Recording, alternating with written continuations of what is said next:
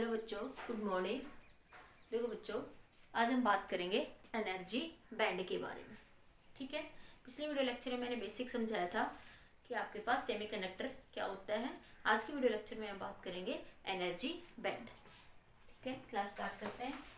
देखिए बच्चों,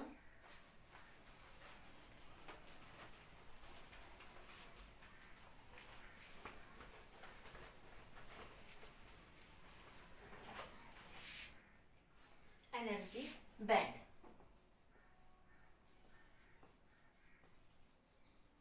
देखो जब बच्चों हम आइसोलेटेड एटम की बात करते हैं, ठीक है, in an isolated atom, in an isolated atom, electrons are present, electrons are present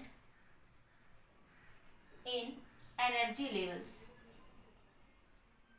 energy levels। क्या मतलब है इस बात? देखिए, देखो बच्चों, आपने बोर थ्योरी पढ़ी थी। ठीक है, बोर थ्योरी में क्या कहा था? एटम है, एटम के चारों इलेक्ट्रॉन ही एटम है और इलेक्ट्रॉन इसके चारों तरफ क्या करता है? रिवॉल्व करता है पर्टिकुलर ऑर्बिट में, न्यूक्लियस के चारों तरफ। एटम है, एटम के अंदर क्या होता है? न्यूक्लियस, और इलेक्ट्रॉन उसके चारों तरफ क्या करता है बच्चों? रिवॉल्व करता है इन द पर्टिकुलर ऑर्बिट। ठीक है, तो हर एक ऑर्बिट के लिए इलेक्ट्रॉन को इस ऑर्बिट में रिवॉल्व करना है, इलेक्ट्रॉन को इस ऑर्बिट में रिवॉल्व करना है। तो एक पर्टिकुलर ऑर्बिट में रिवॉल्व करने के लिए इलेक्ट्रॉन की एक पर्टिकुलर एनर्जी होती थी। ठीक है, जैसे मैंने कहा, अगर मैं इस ऑर्बिट की बात करूं तो इस n इज इक्वल टू 1 के लिए फर्स्ट ऑर्बिट में घूमने के लिए इलेक्ट्रॉन को -13.6 इलेक्ट्रॉन वोल्ट एनर्जी चाहिए। ठीक है, सेकेंड ऑर्बिट में घूमने के लिए -3.4 इलेक्ट्रॉन वोल्ट एनर्जी चाहिए। थर्ड ऑर्बिट के लिए -1.5 इलेक्ट्रॉन वोल्ट। फोर्थ ऑर्बिट के लिए बच्चों 0.85 इलेक्ट्रॉन वोल्ट। ठीक है, इलेक्ट्रॉन के एक पर्टिकुलर ऑर्बिट में घूमने के लिए द आइसोलेटेड एटम, बच्चों किसकी बात करें? सिंगल एटम की बात करें। ठीक है, तो आपके पास इस इलेक्ट्रॉन को इस ऑर्बिट में घूमने के लिए एनर्जी चाहिए 13.6 इलेक्ट्रॉन वोल्ट, इसके लिए -3.4 और इसके लिए कितनी चाहिए? 0.85 इलेक्ट्रॉन वोल्ट। इस तरह से -1.51 इलेक्ट्रॉन वोल्ट। ठीक है, लेकिन बच्चों ये हमने बात ठीक थी कि इलेक्ट्रॉन के एक पर्टिकुलर ऑर्बिट में एनर्जी फिक्स होगी। ठीक है, लेकिन atom is not found in isolated form. Atom कभी एक सिंगल फॉर्म में थोड़ी ना होता है। जैसे मार्कर, इसके अंदर पता नहीं कितने number of infinite number of atoms है। तो एटम बच्चों एक सिंगल फॉर्म में तो नहीं पाया जा सकता कि मैं एक सिंगल से पकड़ के निकाल लूं उसको। Atom found always in the crystal form. Crystal में तो बच्चों बहुत सारे एटम होंगे, बहुत सारे एटम होंगे तो हर एक की एनर्जी लेवल भी होगी, हर एक का अपना अपना इंटरेक्शन भी होगा। तो वहां पे क्या होता है बच्चों, जब हम क्रिस्टल की बात करते हैं तो वहां पे एक सिंगल इलेक्ट्रॉन एक पर्टिकुलर ऑर्बिट के लिए एक सिंगल एनर्जी नहीं होती इलेक्ट्रॉन की, कि इलेक्ट्रॉन के इस ऑर्बिट के लिए इतनी एनर्जी होगी। तो वहां पे चेंज हो जाता है बच्चों। तो वहां पे हम बात करते हैं एनर्जी बैंड की। ठीक है, तो क्या समझ आया? फिर इतना ही समझिए अभी ये कि आइसोलेटेड एटम में क्या होता है कि electrons are present in the energy level. एक इस इलेक्ट्रॉन इस पर्टिकुलर एनर्जी लेवल में ये इलेक्ट्रॉन है, इसमें ये है, इसमें ये है। हर एक पर्टिकुलर ऑर्बिट में इलेक्ट्रॉन की अपनी एक एनर्जी होती है। इलेक्ट्रॉन की क्या होती है? एक अपनी एनर्जी एग्जिस्ट करती है। ठीक है, लेकिन बच्चों जब हम बात करते हैं क्रिस्टल की, क्योंकि एटम एक सिंगल फॉर्म में नहीं पाया जाता, आइसोलेटेड फॉर्म में नहीं एग्जिस्ट करता। किसकी फॉर्म में एग्जिस्ट करता है? क्रिस्टल। और जब क्रिस्टल की बात करते हैं बच्चों, तो क्रिस्टल में क्या होता है कि ये एटम है आपके पास, ये क्रिस्टल है। क्रिस्टल स्ट्रक्चर बात करते हो FCC, PCC। मान मैं एक छोटे से बात करूं, बहुत सारे एटम होते हैं, छोटे से बात करूं, ये एटम, ये एटम, ये एटम, एक छोटी सी सिचुएशन की। तो इसी एटम के लिए मैं पर्टिकुलर सिचुएशन की बात करूं तो इसके लिए देखो, इसका आउटर सेल का इलेक्ट्रॉन होगा कहीं पे, इससे अलग डिस्टेंस पोजिशन पे होगा, या आउटर इलेक्ट्रॉन इससे अलग पोजिशन पे होगा, इस वाले से अलग पोजिशन पे होगा, इस वाले से अलग पोजिशन पे होगा, इससे अलग। तो इसी इलेक्ट्रॉन के लिए अपनी अपनी एनर्जी, सिर्फ इस एक इलेक्ट्रॉन के लिए, ये न्यूक्लियस था, एक इलेक्ट्रॉन के लिए अलग अलग एटम से पोजीशन अलग अलग है। तो अलग अलग एटम से पोजीशन होगी तो वो आपस में इंटरेक्ट करेंगे बच्चों। तो उस सिचुएशन में क्या होता है, तो वहां पे एनर्जी ना बात करके किसकी बात करते हैं? एनर्जी बैंड की। समझाऊंगे एक बार, इतना सा पॉइंट नोट करो। तो क्या समझ आया कि एक सिंगल एटम में एक पर्टिकुलर ऑर्बिट की एक सिंगल एनर्जी एग्जिस्ट कर सकती है, एक पर्टिकुलर पर्टिकुलर इलेक्ट्रॉन के लिए। लेकिन बच्चों जब हम क्रिस्टल स्ट्रक्चर की बात करेंगे तो उसमें ऐसा पॉसिबल नहीं, क्योंकि atom is not found in isolated form. इतना नोट करिए, धीरे धीरे समझ आएगा टॉपिक, चिंता मत करो, आराम से समझ आएगा। ठीक है, नीचे लिखिए एटम, नेक्स्ट पॉइंट लिखिए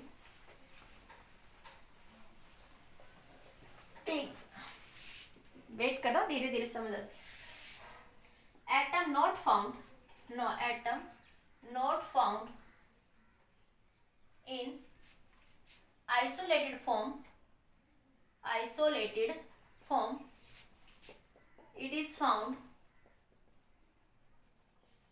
in the crystal form, in the crystal form। Atom किसकी फॉर्म में पाया जाता है बच्चों? क्रिस्टल में। इन द क्रिस्टल, क्रिस्टल में क्या होंगे? नंबर ऑफ एटम होंगे। इन the crystal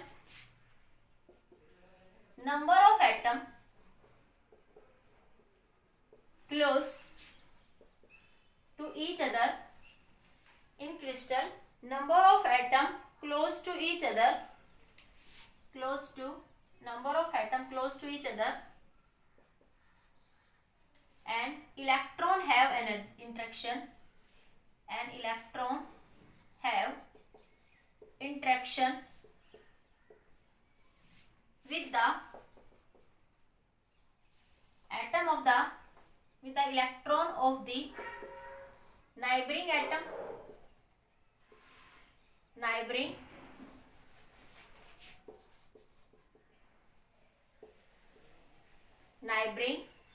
atom, or with the nucleus, with the neighboring nucleus। ठीक है, तो क्या होगा बच्चों, क्या कह रहा है आपके पास? Atom found in the, not found in the isolated form. Atom isolated form में नहीं मिलता, एक छोटा सा एटम या पकड़ के खींच ले, क्रिस्टल फॉर्म में पाया जाता है एटम। तो जो क्रिस्टल फॉर्म में होगा तो क्रिस्टल के अंदर तो बच्चों एक स्ट्रक्चर होती है, नंबर ऑफ एटम्स होते हैं, नंबर ऑफ एटम। तो मैं एक छोटे से, मैं इसकी बात करूं, एक एटम की, इसके पास बच्चों नंबर ऑफ एटम आसपास, यहाँ पे नंबर ऑफ एटम, एक पर्टिकुलर सिचुएशन की बात करूं। ठीक है, ये मान लीजिए न्यूक्लियस था, एटम था, और ये एक एटम है, तो इसका इलेक्ट्रॉन है, तो इस इलेक्ट्रॉन, इसके भी इलेक्ट्रॉन्स होंगे, हर एक एटम का आउटर सेल का इलेक्ट्रॉन्स होंगे। ठीक है, तो ये इलेक्ट्रॉन इसके साथ भी इंटरेक्शन करेगा, इसके इलेक्ट्रॉन के साथ भी। ठीक है, क्योंकि वो पास में आएगा, इलेक्ट्रोस्टैटिक फोर्स ऑफ इंटरेक्शन तो होगा वहां पे। इसके आउटर सेल के इलेक्ट्रॉन के साथ भी इंटरेक्शन होगा, इस इलेक्ट्रॉन का, इस इलेक्ट्रॉन का इसके साथ भी इंटरेक्शन होगा, और कोई एटम यहाँ पे है तो उसके साथ भी इंटरेक्शन होगा। बहुत क्लोज, इसमें 23 होते हैं बच्चों, तो बहुत, मैं तो समझाने के लिए जस्ट बता रही हूँ। इस इलेक्ट्रॉन का इसके साथ भी, इसके साथ, कोई इसके पास होगा उसके साथ भी, तो इस तरीके से दूर भी। तो इस एक ही इलेक्ट्रॉन का देखो एटम, नाइबरिंग एटम के साथ अलग अलग इंटरेक्शन हो रहा है, अलग अलग तरीके से। और ये इंटरेक्शन कुछ ऐसे भी कह सकते हैं, ये इलेक्ट्रॉन है और एक दूसरा एटम है, दो तरीके से माने तो ये इसका, इस इलेक्ट्रॉन का इंटरेक्शन इस इलेक्ट्रॉन से होगा, इसके नाइबरिंग न्यूक्लियस से। और कई बार ये भी कहते हैं कि आपस में इंटरेक्ट करते बहुत ज्यादा, इस सिचुएशन में भी आ जाते हैं ये। तो इंटरेक्शन होके बच्चों क्या हुई, यहाँ पे कुछ डिफॉर्मेशन क्रिएट होगी। देखो आइसोलेटेड, सिर्फ एक आइसोलेटेड एटम था, सिर्फ एक आइसोलेटेड एटम था, तो एक सिंगल पर्टिकुलर ऑर्बिट में, सिंगल ऑर्बिट की, अगर इस ऑर्बिट में घूमेगा इलेक्ट्रॉन तो उसकी एनर्जी -13.6 इलेक्ट्रॉन वोल्ट होनी चाहिए। अगर इस ऑर्बिट में घूमेगा इलेक्ट्रॉन तो उसकी एनर्जी -3.4 इलेक्ट्रॉन वोल्ट होनी चाहिए थी। एक इलेक्ट्रॉन के लिए फिक्स थी यहाँ पे एनर्जी, एक पर्टिकुलर ऑर्बिट के लिए एक इलेक्ट्रॉन के लिए एनर्जी यहाँ पे फिक्स थी। लेकिन बच्चों जब हम क्रिस्टल के एटम की बात करेंगे, क्रिस्टल स्ट्रक्चर की बात करेंगे, तो क्रिस्टल स्ट्रक्चर में तो नंबर ऑफ एटम्स है, क्रिस्टल स्ट्रक्चर में तो नंबर ऑफ एटम्स है, तो नंबर ऑफ एटम, ये इलेक्ट्रॉन इसके न्यूक्लियस से, इसके नाइबरिंग इलेक्ट्रॉन से सबसे इंटरेक्शन करेगा, सबसे इंटरेक्शन करेगा, तो इसकी एनर्जी डिस्टर्ब होगी बच्चों यहाँ पे। तो अब मैं अगर बात करूं तो इसी एक इलेक्ट्रॉन के लिए इस एटम से एनर्जी का लेवल कुछ और होगा, इस एटम से एनर्जी का कुछ और होगा, इस एटम से कुछ और होगा इंटरेक्शन। तो वो क्या होगा, उस इंटरेक्शन के कारण बच्चों एक ही इलेक्ट्रॉन की, एक ही सब सेल का इलेक्ट्रॉन होने के कारण भी एक उसकी एनर्जीज क्या हो जाएंगी, चेंज हो जाएंगी, और जो किसकी फॉर्मेशन में आएगी, बैंड की फॉर्म में। इतना नोट करो, अभी बताते हैं। एक बार जस्ट इतना समझो कि आपके पास क्रिस्टल होगा तो क्रिस्टल के अंदर नंबर ऑफ एटम्स होंगे, तो नंबर एटम्स होंगे तो इलेक्ट्रॉन जो है एक पर्टिकुलर सबसेल का इलेक्ट्रॉन सारे एटम के सबसेल के इलेक्ट्रॉन्स या न्यूक्लियस के साथ इंटरेक्शन करेगा, ठीक है। तो इंटरेक्शन करेगा तो इलेक्ट्रॉन की एक पर्टिकुलर, हर इलेक्ट्रॉन की एक डिफरेंट एनर्जी होगी और एटम की भी एक पर्टिकुलर पोजीशन होती है वहां पे। तो उस इंटरेक्शन के कारण एक उस इलेक्ट्रॉन की एक सिंगल एनर्जी तो एग्जिस्ट नहीं करेगी। भाई आपके पास सिर्फ एक एटम है तो उसकी एक एनर्जी है -13.6 इस ऑर्बिट के लिए, लेकिन जब वो इसके साथ इंटरेक्ट कर रहा है तो उसके लिए कुछ और एनर्जी बन रही है। इस इलेक्ट्रॉन के साथ इंटरेक्ट करेगा तो उसकी एनर्जी कुछ और होगी, इसके साथ करेगा तो उसकी एनर्जी कुछ और होगी, एनर्जी चेंज हो जाएगी बच्चों। एक बार नोट करो फिर आगे बात करते, इतना नोट करिए बच्चों। तो क्रिस्टल, इतनी तो बात समझ आई होगी ना कि अगर क्रिस्टल होगा तो नंबर ऑफ एटम होंगे, ठीक है। क्रिस्टल है, जैसे आपके पास इस तरह का क्रिस्टल फॉर्मेशन बनाते हो, मैं ये बना दूं छोटा सा, ठीक है। मान ली छोटी सी बात कर, मान ली इनकी बात कर ले 8 एटम्स की, तो मैथ्स सीबीसी स्ट्रक्चर पढ़ते हो तो ये एटम है, एटम के अंदर इलेक्ट्रॉन्स है, ठीक है। तो इसका इलेक्ट्रॉन, ये जो इलेक्ट्रॉन है इस न्यूक्लियस का, इस एटम का, ठीक है, इससे बात करो तो इसकी एनर्जी कुछ और होगी, इंटरेक्शन एनर्जी इस न्यूक्लियस से, इस न्यूक्लियस से इसकी एनर्जी कुछ और होगी, इससे कुछ और होगी, इस वाले से कुछ और, इससे कुछ, इससे कुछ। तो इस एक ही इलेक्ट्रॉन के देखो इधर भी एनर्जी एग्जिस्ट कर रही है, इस लेवल पे भी, इस लेवल में भी, इसमें भी, इसमें भी, इसमें भी। एक ही इलेक्ट्रॉन की डिफरेंट, एक सब सेल का इलेक्ट्रॉन डिफरेंट एनर्जीज पॉसिबल है, स्लाइटली डिफरेंट। तो ये डिफरेंट एनर्जीज जो है बिल्कुल क्या बनाएंगे बच्चों, बैंड बनाएंगे। एक बार नोट करो फिर आगे डिस्कस। इतना समझ आएगा, इस तरह से इंटरेक्शन होगा इलेक्ट्रॉन का, इतना तो बात समझ आई होगी ना कि इलेक्ट्रॉन का इस तरीके से क्या हो जाएगा बच्चों, इंटरेक्शन हो जाएगा क्रिस्टल स्ट्रक्चर के अंदर, ठीक है। नोट करिए इतना पॉइंट।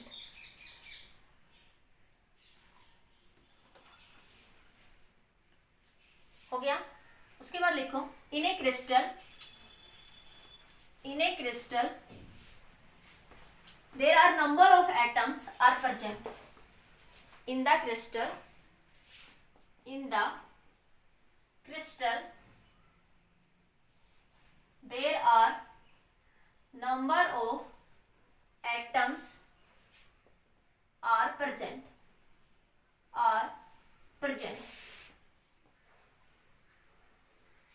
ठीक है। क्रिस्टल के अंदर क्या होंगे बच्चों, नंबर ऑफ एटम प्रेजेंट होंगे। In a crystal each atom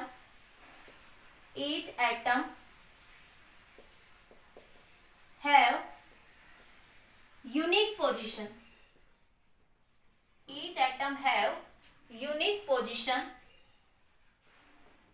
हर एक एटम की एक पर्टिकुलर पोजीशन होगी। each atom have its unique position and hence each atom have unique position। ये आप क्रिस्टल स्ट्रक्चर है तो हर एक एटम की एक अपनी पर्टिकुलर पोजीशन है, ठीक है। And each electron also have unique position,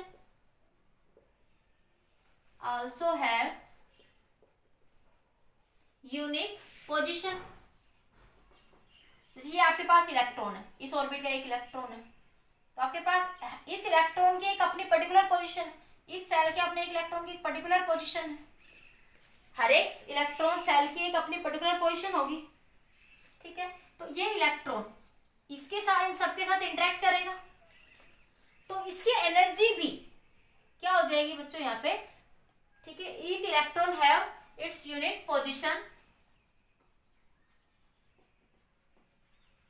and hence each electron have unique interaction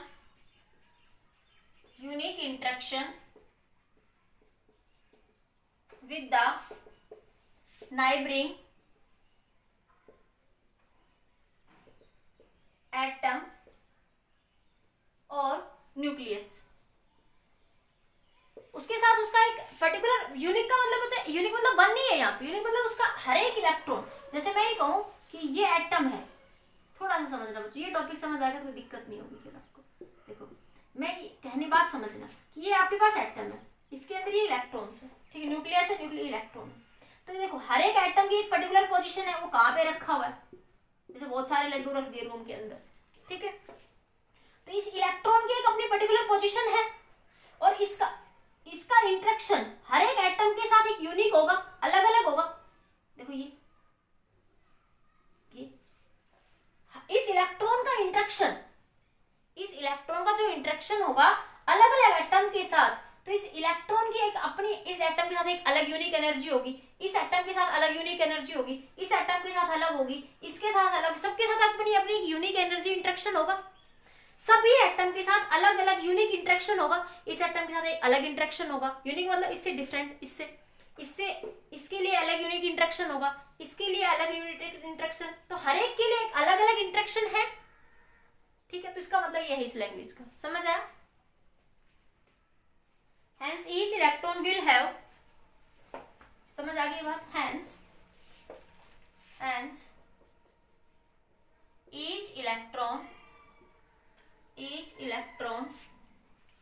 will have different, each electron will have different energy level, although each electron will have different energy level when they belong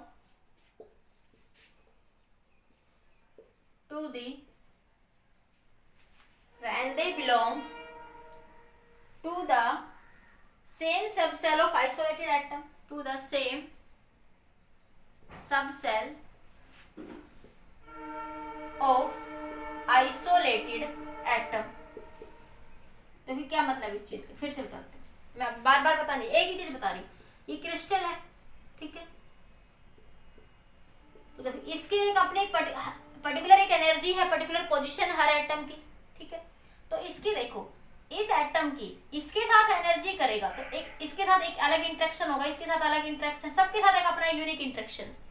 तो इस एक electron की इसके respect में कुछ और energy होगी, इस एटम के रिस्पेक्ट में इंटरेक्शन एनर्जी, इसके लिए कुछ और एनर्जी होगी, इसके लिए कुछ और होगी, तो इसके लिए कुछ और होगी, जिसमें 23 एटम होंगे लगभग 1 मोल के अंदर, इतनी बात करते हैं। तो एक इलेक्ट्रॉन की हर एक एटम से इंटरेक्शन एनर्जी अपनी डिफरेंट होगी।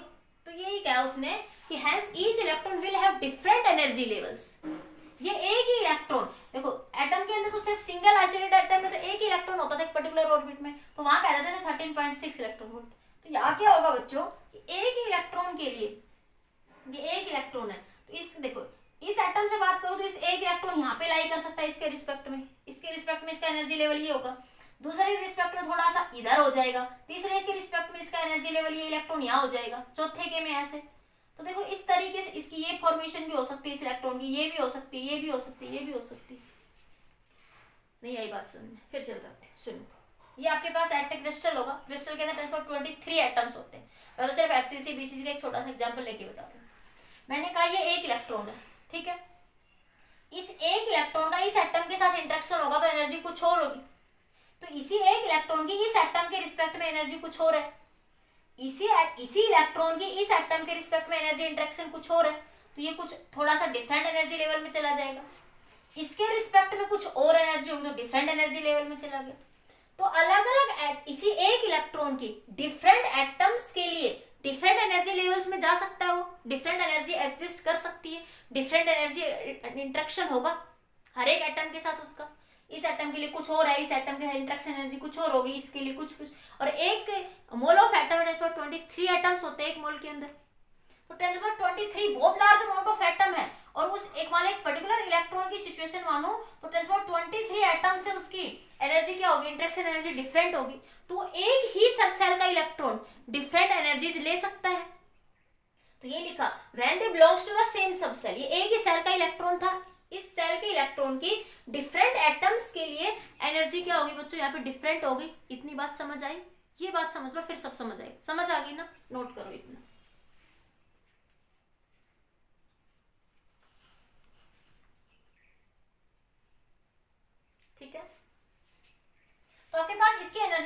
तो लिख लो there energies are slightly greater और डिफरेंट, ऊपर लिख दूं, लिख लो there energies are slightly different, slightly larger और स्मॉलर, ऐसे लिख लो लार्जर और smaller than its actual energy. जैसे मैंने कहा बच्चों, ये लिख लिया, जैसे इधर देखो, जैसे मैंने कहा ये इलेक्ट्रॉन एक सिर्फ आइसोलेटेड एटम था, तो आइसोलेटेड एटम को, इलेक्ट्रॉन को इस ऑर्बिट में रहने के लिए -13.6 इलेक्ट्रॉन वोल्ट एनर्जी चाहिए। कितनी एनर्जी चाहिए? -13.6 इलेक्ट्रॉन वोल्ट एनर्जी उसको चाहिए बच्चों, ठीक है। लेकिन जब देखो उसका इंटरेक्शन होगा, अब क्या हो रहा है, मैंने कहा इस एटम का 10 पावर, इस इलेक्ट्रॉन का, एक सिंगल इलेक्ट्रॉन का, किसी भी सब सेल का इलेक्ट्रॉन है, इसका 10 पावर 23 एटम्स के साथ इंटरेक्शन हो रहा है, आउटर सेल के इलेक्ट्रॉन के साथ, क्योंकि इनर सेल में इतना डिफरेंट नहीं होता, आउटर सेल के इलेक्ट्रॉन ही डिस्टर्ब होते हैं। इस इलेक्ट्रॉन का इंटरेक्शन इस एटम से होगा, तो इसका आउटर सेल ज्यादा इंटरेक्ट में आएगा, इनर नहीं आएगा बच्चों, ठीक है।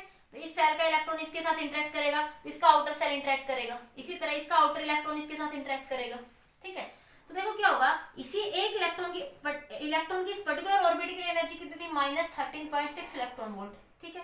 लेकिन जब वो इस एटम से इंटरेक्ट कर रहा है, ठीक है, तो उसकी एनर्जी हो सकता है बच्चों -13.46 हो जाए, दूसरे से इंटरेक्ट करे तो -13.3 हो जाए, और दूसरे से करे तो इस पर -32 हो जाए, और हो जाए तो -13.40 हो जाए। इस तरीके से स्लाइटली डिफरेंट और स्लाइटली ग्रेटर देन हो सकती है, -13.7 हो जाए, स्लाइटली, ज्यादा नहीं, क्योंकि देखो एक मोल के अंदर 23 एटम्स होते हैं, तो ये बहुत वेरी क्लोज है बच्चों, बहुत ज्यादा क्लोज है। तो आपको समझाने के लिए थोड़ा दूर दिखा रही हूँ, तो वेरी वेरी क्लोज होने के कारण तो ये लिखा एक ही इलेक्ट्रॉन के लिए डिफरेंट एनर्जी सेल्स एग्जिस्ट कर सकते हैं, लेकिन वो एनर्जी कुछ स्लाइटली ओरिजिनल जो 13.6 है उससे थोड़ी ज्यादा या कम हो सकती है। तो मैंने एग्जांपल लिया, हो सकता है आउटर सेल का इलेक्ट्रॉन -1.51 इलेक्ट्रॉन वोल्ट एनर्जी का हो, तो हो सकता है उसकी एनर्जी -1.4, -1.31, 2, इस तरीके से उसके एनर्जी लेवल्स क्या कर सकते हैं, एग्जिस्ट कर सकते हैं। 2 मिनट वेट करो, फिर और आगे समझ आएगा। इतनी समझ आया कि क्रिस्टल होगा तो नंबर ऑफ एटम्स होंगे, नंबर ऑफ एटम होंगे तो एक ही सेल का इलेक्ट्रॉन, एक ही सब सेल का इलेक्ट्रॉन सारे एटम्स के साथ इंटरेक्शन करेगा, तो उसकी एनर्जी स्लाइटली चेंज हो जाएगी इंटरेक्शन के कारण। उसके हर एक एटम के रिस्पेक्ट में उसके एनर्जी लेवल, अलग अलग एनर्जी लेवल में इलेक्ट्रॉन क्या करेगा, एग्जिस्ट करेगा। तो उसकी एनर्जी स्लाइटली थोड़ी ओरिजिनल से थोड़ी ज्यादा, थोड़ी सी ज्यादा या कम एग्जिस्ट कर सकती है, ठीक है। नोट करिए एक बार, इतनी बात समझ आ गई। एक सिंगल, अभी तक क्या समझ आया बच्चों, कि अगर एक सिंगल आइसोलेटेड एटम है तो एनर्जी हर एक सेल की फिक्स होगी, ठीक है।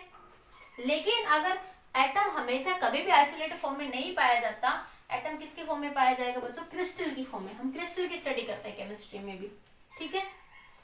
तो क्रिस्टल के अंदर तो नंबर ऑफ एटम्स होंगे, नंबर ऑफ एटम्स होंगे बच्चों, तो हर एक एटम का, ठीक है, एक सेल के इलेक्ट्रॉन का नंबर ऑफ सेल के इलेक्ट्रॉन से क्या होगा, वहां पे इंटरेक्शन होगा, और इंटरेक्शन के कारण उसी एक सेल के लिए नंबर ऑफ एनर्जीज क्या करेंगे, एग्जिस्ट करेंगे। जैसे एग्जांपल से समझते हैं, जैसे मैं बात करूं फॉर सोडियम एटम, सोडियम के लिए बात कर लेते हैं मेटल के, फिर सेमीकंडक्टर पे आएंगे, ठीक है। सोडियम का एटॉमिक नंबर कितना होता है बच्चों, 11, ठीक है। Electronic configuration 1s2, 2s2, 2p6, और ये कितनी हो जाएगी, 3s1, कुछ इतनी होगी ना, 6, 10, ठीक है। कितनी हो जाएगी, 3s1। अगर आइसोलेटेड एटम, ये कैसा एटम बच्चों, आइसोलेटेड एटम है, तो उसके लिए एनर्जी लेवल्स हमारे कुछ इस तरीके से एग्जिस्ट करते हैं, ठीक है। n is equals to 1, n is equals to 2, n is equals to 3,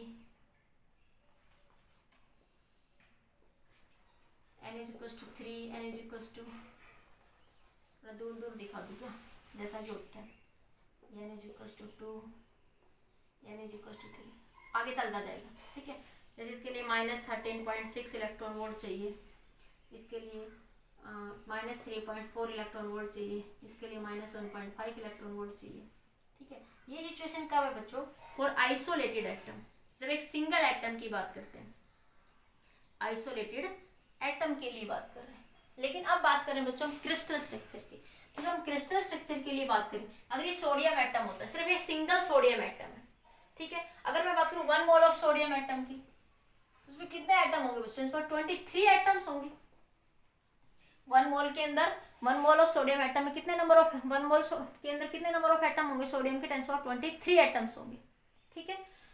तो 10⁻23 मतलब कि आपके पास ये कह सकते हो कि ये इलेक्ट्रॉनिक कॉन्फ़िगरेशन कितने के लिए आ जाएगी?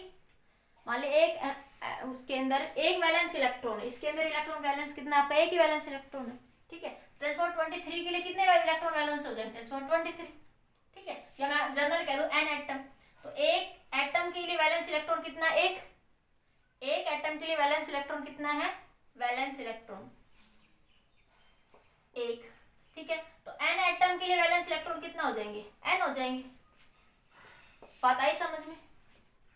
इतनी बात समझ आई? अब यहां से देखो, जब ये बच्चों यहाँ पे नंबर ऑफ क्रिस्टल के लिए बात करोगे, किसके लिए बात करोगे? Crystal structure of sodium. अगर आप क्रिस्टल स्ट्रक्चर के लिए बात करते हो, ठीक है, सोडियम के लिए, जब ये आइसोलेटेड था सोडियम तो सिर्फ एक सिंगल था, तो हमने इस तरह की कॉन्फ़िगरेशन की बात करी। जब हम बात करते हैं बच्चों क्रिस्टल स्ट्रक्चर के लिए, तो ये बना बच्चों यहाँ पे क्रिस्टल स्ट्रक्चर में जब भी होगा तो बच्चों आउटर सेल में इंटरेक्शन होता है, इनर में इतना थोड़ा बहुत स्लाइट चेंजेस हो जाते हैं, लेकिन इनर सेल का इलेक्ट्रॉन डिस्टर्ब नहीं होता। आउटर सेल, सबसे जो मोस्ट आउटर सेल का इलेक्ट्रॉन होगा वही सबसे ज्यादा डिस्टर्ब होगा। जब इंटरेक्शन होगा तो देखो इसमें बात करो, जैसे ये सेल है, इसका इलेक्ट्रॉन, तो इसके आउटर सेल के इलेक्ट्रॉन ही इसके साथ ज्यादा इंटरेक्ट करेंगे, इनर सेल के बीच में इतना ज्यादा इंटरेक्शन नहीं होगा। थोड़ा बहुत स्लाइटली न्यूक्लियस के अंदर 19-20 चेंज हो सकता है, बाकी बहुत ज्यादा नहीं, ठीक है। तो जो इंटरेक्शन होगा बच्चों वो किसके कारण होगा बच्चों? आउटर सेल के इलेक्ट्रॉन्स के कारण जो है वो इंटरेक्शन आपका एग्जिस्ट करेगा यहाँ पे, ठीक है। तो अब यहाँ पे हम बात करते हैं, तो क्या होता है 1s, और ये क्या था बच्चों? 2s, और ये आपका 2p, और ये आपका 3s, ठीक है। ये नंबर ऑफ 3s, ठीक है। इन सब में आपस में क्या होगा बच्चों? यहाँ पे आउटर सेल के इलेक्ट्रॉन, आउटर सेल है ना, तो आउट इनर का, जैसे मैं 1s में तो बहुत कम होगा, कुछ भी नहीं होगा, 1s में तो कोई इंटरेक्शन नहीं होगा, ठीक है। जो इंटरेक्शन होगा मोस्टली 2p और 3s के बीच में ही हो जाएगा, अंदर इंटरेक्शन होता भी बहुत स्लाइट, बहुत कम। तो क्या होगा बच्चों? यहाँ पे इंटरेक्शन होगा, ये सिंगल इलेक्ट्रॉन, सेल का इलेक्ट्रॉन इस क्रिस्टल के 10⁻23 एटम के इलेक्ट्रॉन के साथ इंटरेक्ट करेगा।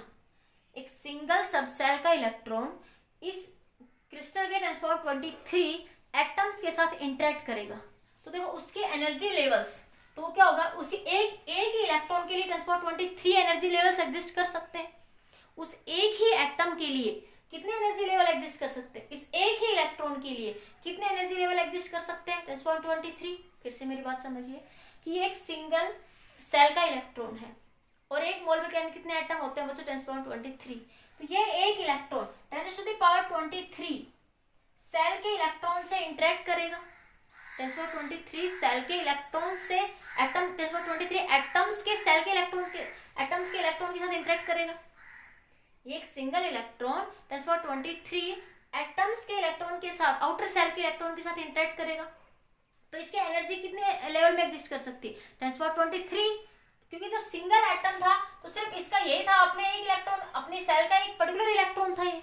अब ये एक इलेक्ट्रॉन नंबर ऑफ 10⁻23 के साथ इंटरेक्ट कर रहा है, तो इंटरेक्ट करेगा तो बच्चों क्या होगा? इसके 10⁻23 एनर्जी लेवल्स एग्जिस्ट करेंगे, ठीक है। और ये एनर्जी 10⁻23 बहुत लार्ज अमाउंट ऑफ वैल्यू है बच्चों, बहुत ही ज्यादा। तो ये एनर्जी लेवल आपस में बहुत ही क्लोज लाई करेंगे। ये एनर्जी लेवल्स आपस में बहुत ही ज्यादा क्लोज आ जाएंगे, ठीक है। तो ये जो आपके पास इसमें जो एनर्जी एग्जिस्ट करेगी वो कितनी होगी? 10⁻23।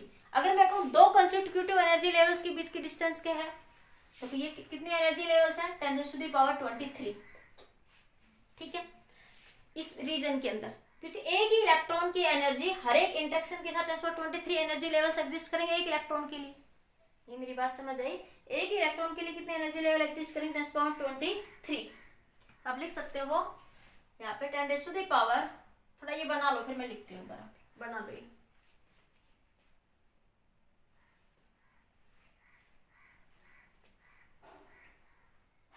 बना लिया, हटा दो सब। हटा दो मैं यहाँ से। तो आप लिखिए यहाँ पे 10⁻23 एनर्जी लाइंस प्लेस्ड, उधर लिख दो 10⁻23 energy lines are placed close to each other, very close to each other and appears as a band, ठीक है। क्या होता है आपके पास, मैंने क्या कहा कि एक इलेक्ट्रॉन, एक सेल का इलेक्ट्रॉन 10⁻23 एटम्स के आउटर सेल के इलेक्ट्रॉन के साथ इंटरेक्ट करेगा। तो इस एक इलेक्ट्रॉन की इस एटम के साथ और इंटरेक्शन एनर्जी अलग होगी, इसके साथ कुछ और, इसके साथ कुछ और, इसके साथ कुछ और, इसके साथ कुछ और, इसके साथ, तो इस एक इलेक्ट्रॉन के डिफरेंट एनर्जी लेवल्स एग्जिस्ट कर सकते हैं, ठीक है। तो इस एक ही इलेक्ट्रॉन की इसके साथ कुछ इंटरेक्शन एनर्जी कुछ और होगी इसके साथ, तो एक ही इलेक्ट्रॉन की डिफरेंट एनर्जी लेवल्स में एग्जिस्ट कर सकता है। और कितने एनर्जी लेवल्स हो सकते हैं बच्चों? 10⁻23। तो लिखा 10⁻23 lines, 10⁻23 lines are placed very close to each other and appears as a band। 10⁻23 line बहुत ही ज्यादा नजदीक मिलेगी बच्चों, और ये कैसे अपीयर होगी? As a band. एक सिंगल आइसोलेटेड एटम की तरह यहाँ पे ये नहीं होगा कि एक ही लाइन, एक स्ट्रेट लाइन एग्जिस्ट करती हो। इस सिंगल आइसोलेटेड एटम के लिए यहाँ पे एक सिंगल स्ट्रेट लाइन एग्जिस्ट नहीं करेगी आउटर सेल के इलेक्ट्रॉन के लिए। क्या होंगे? एनर्जी लेवल्स बढ़ जाएंगे, एक इलेक्ट्रॉन के number of energy level exist करेंगे। और अगर मैं 1 मोल की बात करूँ तो एग्जांपल लिया मैंने, कितने हो सकते हैं एनर्जी लेवल? 10⁻23। और वो 10⁻23 very large amount of value बच्चों, they appear as a band. ये कैसे अपीयर होगा? बैंड। अगर मैं यहाँ बात करूँ डिस्टेंस बिटवीन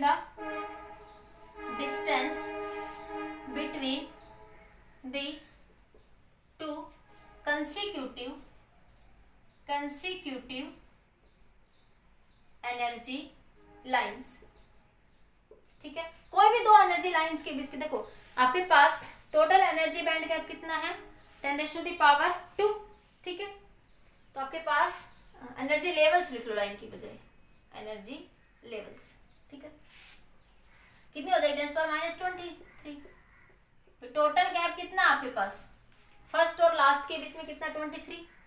तो कोई भी दो के बीच में कितना हो जाएगा एनर्जी गैप? 10⁻23 हो जाएगा आपके पास, ठीक है। समझ आ गया? एक बार नोट करिए। ये बैंड थोड़ा बहुत, एक बात करें बच्चों सिंपली सिर्फ एटम के लिए, क्योंकि सोडियम एक मेटल है ना, तो मेटल के केस में आपके पास थोड़ा सा आप ये कह सकते हो इंटरेक्शन यहाँ पे भी पॉसिबल है, क्योंकि मेटल में बैंड गैप बहुत कम होता है, ठीक है। थोड़ा इंटरेक्शन, हल्का सा इंटरेक्शन यहाँ पे भी पॉसिबल है, लेकिन इनर वाले में बिल्कुल नहीं होगा। This is also appear as such like that a band. ये भी बैंड की तरह अपीयर होगी, यहाँ पे थोड़ा हल्का इंटरेक्शन यहाँ भी होगा, लेकिन most probability this is called band. ये बात समझ आई कि इसे आप क्या कह रहे हो? बैंड। समझ आया? अगर एक सिंगल आइसोलेटेड एटम है तो एनर्जी बैंड एक सिंगल लाइन की फॉर्म में एग्जिस्ट करेंगे, एनर्जी लाइंस, एनर्जी लेवल्स। अगर एक सिंगल आइसोलेटेड एटम है तो एनर्जी लेवल्स को आप एक स्ट्रेट लाइन की फॉर्म में दिखा सकते हो, 1s1 2s2 आपके पास किस में था? आइसोलेटेड एटम में, ठीक है। लेकिन अगर आप बात करें क्रिस्टल की, अगर आप किसकी बात करें? क्रिस्टल की, तो क्रिस्टल के अंदर क्या होगा? नंबर ऑफ एनर्जी लेवल्स का इंटरेक्शन होगा। एक इलेक्ट्रॉन के लिए number of energy levels exist करेंगे, और कैसे अपीयर होगा? एज ए बैंड अपीयर होगा, ठीक है। वो एक एनर्जी लेवल नहीं है, एक एनर्जी लेवल नहीं है यहाँ पे इलेक्ट्रॉन, जैसे आइसोलेटेड में था ऐसे यहाँ पे एक एनर्जी लेवल नहीं होगा। एक इलेक्ट्रॉन के लिए 10⁻23 एनर्जी लेवल्स एग्जिस्ट करेंगे, ठीक है। नोट करिए एक बार जल्दी से। बात समझ आया? एनर्जी बैंड वर्ड क्या कह रही हूं मैं, ठीक है। अब बात करते हैं फॉर सिलिकॉन और जर्मेनियम।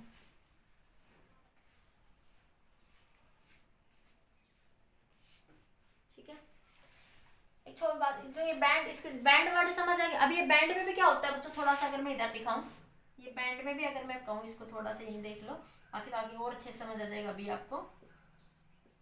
अगर मैं बैंड में भी कहूँ बच्चों, तो बैंड में भी कुछ ऐसी सिचुएशन क्रिएट होती है, क्योंकि ये तो मेटल है, मेटल के अंदर तो सारे मैक्सिमम बहुत ज्यादा इलेक्ट्रॉन्स होते हैं, तो बैंड में तो क्या होता है इसमें कि एक लेवल ऐसा होता है जहाँ पे इलेक्ट्रॉन्स फील्ड हो जाते हैं, जहाँ पे इलेक्ट्रॉन्स फील होते हैं।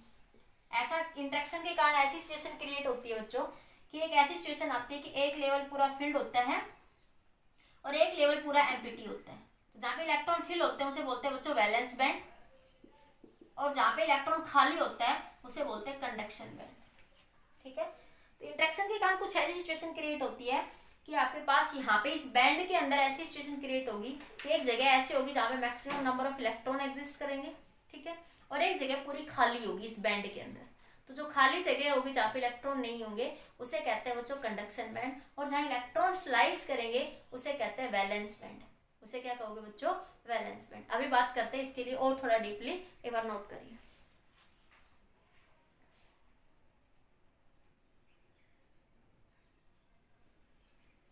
हो गया? कर लिया बच्चों नोट? अब देखिए और सेमी कंडक्टर बैंड गैप। अब तक तो मैंने ये बताया बैंड कैसे बना, कि एनर्जी बैंड क्या होता है, मैंने ये बताया अभी आपको कि अगर सिंगल एटम है तो उसके अंदर स्टेट लाइन एनर्जीज एग्जिस्ट करेगी इलेक्ट्रॉन के लिए, सिंगल एटम के लिए, ठीक है। लेकिन अगर आपके पास क्या है, क्रिस्टल है, तो एक इलेक्ट्रॉन नंबर ऑफ एटम के साथ इंटरेक्ट करेगा और उस एक के लिए नंबर ऑफ एनर्जीज क्या करेगी बच्चों, वहां पे एग्जिस्ट करेगी, ठीक है। तो वो एक तरह से बैंड की फॉर्म में मिलेगा हमें, ठीक है।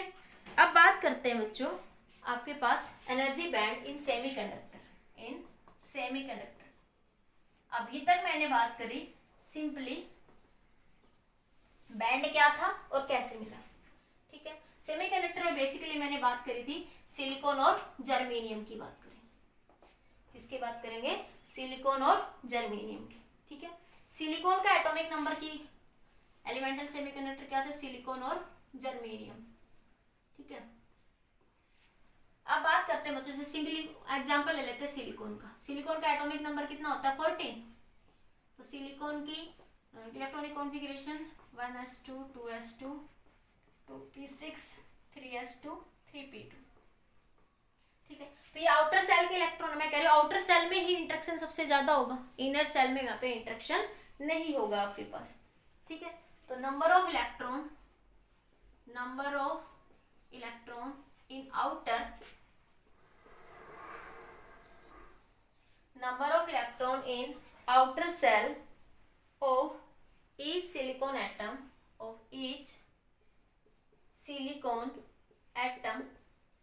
कितने हैं बच्चों? 4। देखो आउटर सेल में ये देखो कितने हैं आपके?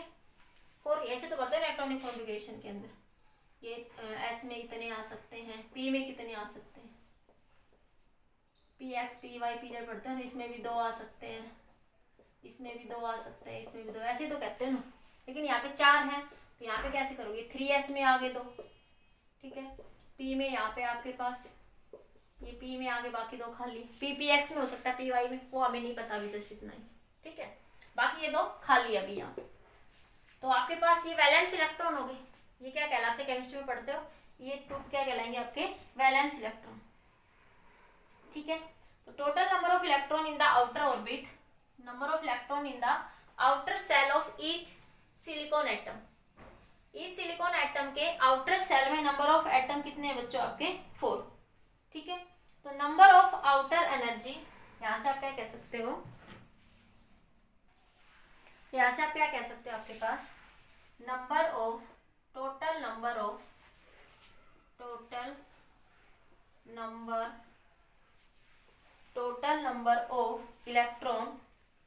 electron in crystal, total number of electron in outer orbit of crystal, in outer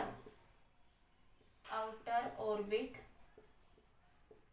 of crystal, ठीक है। अगर क्रिस्टल के लिए बात करें बच्चों, किसके लिए बात करोगे? क्रिस्टल के लिए, ठीक है। तो total number of electron in outer orbit of the crystal कितने होंगे बच्चों? क्रिस्टल के अंदर कितने एटम मान लिए मैंने? n atom. क्रिस्टल में मान ले कितने? एक सिंगल एटम में आउटर सेल में 4 इलेक्ट्रॉन है, एक सिंगल एटम में आउटर सेल में कितने इलेक्ट्रॉन है? 4 है, ठीक है। तो आपके पास क्रिस्टल में तो नंबर ऑफ एटम है, क्रिस्टल में क्या है, नंबर ऑफ एटम है। क्रिस्टल में जो नंबर ऑफ एटम है, तो नंबर ऑफ एटम के लिए वैलेंस इलेक्ट्रॉन कितने हो गए, 4n हो गए। मेरी बात समझ आई कि नंबर ऑफ एक क्रिस्टल के अंदर नंबर ऑफ एटम कितने, मान लिए 4, नंबर ऑफ एटम कितने हो गए, 4 हो गए, तो क्या लिख दोगे इसको, 4n। आई बात समझ में, नहीं आई सबको, ठीक है। अब इसी तरह बात कर लेते हैं number of outer energy, the number of outer energy level available, the number of outer energy level available in each silicon atom, in each silicon atom, silicon atom, ठीक है। तो number of outer energy level available, number of energy level कितने हो सकते हैं, देखो बच्चों 2, 4, 6, 8। Valence electron तो कितने हैं, सिर्फ आपके 4 ही है, लेकिन एनर्जी लेवल कितने हो सकते हैं, दो इसमें तो टोटल कितने हो सकते हैं, 8 हो सकते हैं। भाई देखो इसमें कितने बढ़ सकते हो, 4 और बढ़ सकते हो ना इलेक्ट्रॉन्स, तो total number of energy levels कितने हो सकते हैं सिलिकॉन एटम में बच्चों, 8, ठीक है। इसी तरह बात कर लेते हैं number of outer energy level available in each crystal. Crystal के लिए बात करें बच्चों, और क्रिस्टल के लिए, क्रिस्टल कितने हो जाएंगे, 8n। क्रिस्टल में नंबर ऑफ एटम कितने, n, तो एक एटम के लिए 8 है, तो क्रिस्टल में नंबर ऑफ एटम कितने, n, तो क्या लिख दोगे उसको, 8n, इतना नोट करिए। और वो 8n किस किस के होंगे बच्चों, 3s और 3p के।